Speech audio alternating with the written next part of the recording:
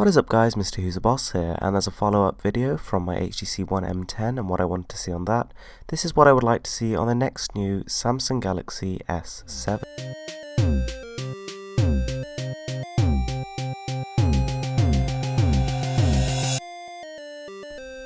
So Samsung made its name in the smartphone market with this phone, the Samsung Galaxy S. So released at the time of the iPhone 4, this one really started to turn heads. It was the first worthy Android competitor, and it was the first shot where people really started to realise that Android wasn't something to be laughed at. Although there were some performance issues, and clearly this wasn't quite as developed as the iOS ecosystem, it was still a solid effort. Since then, Samsung have gone from strength to strength, creating newer, better, faster flagship devices and capturing more and more of the market share each year. There's now a ridiculous amount of hype for almost every single one of Samsung's upcoming devices, and with it comes a pressure to perform. So this is what I think should happen in the next new Samsung Galaxy S7.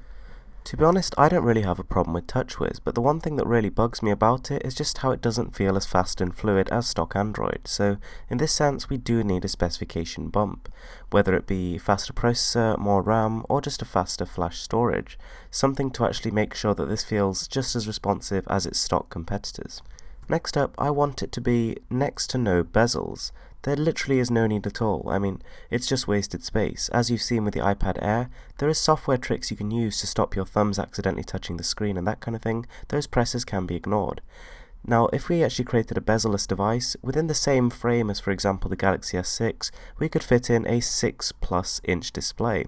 Imagine the immersion of that.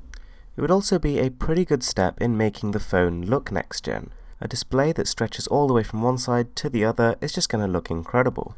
So with the Samsung Galaxy S6, Samsung ditched two of the things which we really liked about the S5. Number one is micro SD card support. You have to bring that back. That's absolutely vital. It allows people who don't want to splash out another £200 for the more expensive storage model to still get an adequate amount of space. On top of that, we'd really want to see that waterproofing again. That was something which made the S5 that kind of go-to, durable, smart piece of kit. Now, another idea that I had, and something which I think would be really great to see, and to be honest I've not really heard of this anywhere, but I don't see why it couldn't be done. The S7 should be able to dual boot Windows 10 as well as Android 5.3. So Android 5.3 will probably be the standard version by the time this thing is out, and Windows 10 will also be pretty mainstream. As well as being made for touchscreen devices, Windows 10 is made to actually use mobile operating system components, so it should be able to take good advantage of the S7's powerful mobile specifications, and should run fluidly, quickly, and intuitively.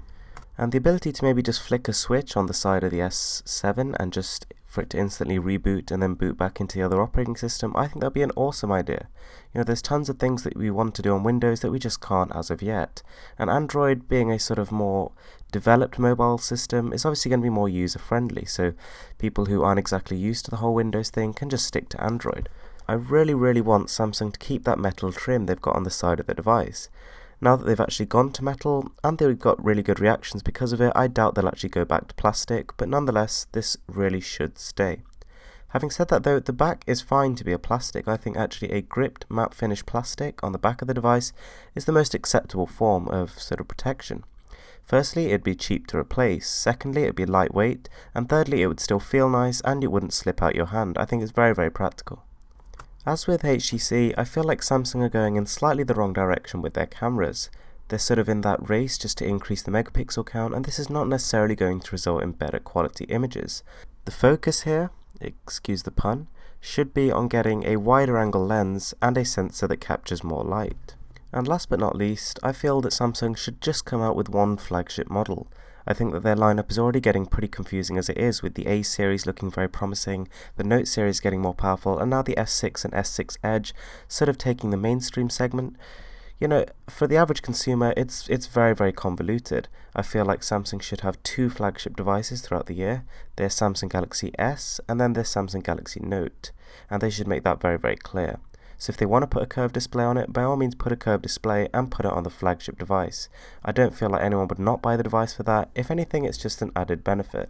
Anyway guys, that's it from me. I'm seriously excited for the Samsung Galaxy S7 and would love to know your opinions. What features would you like to see on this new device? Thanks for watching guys, see you next time.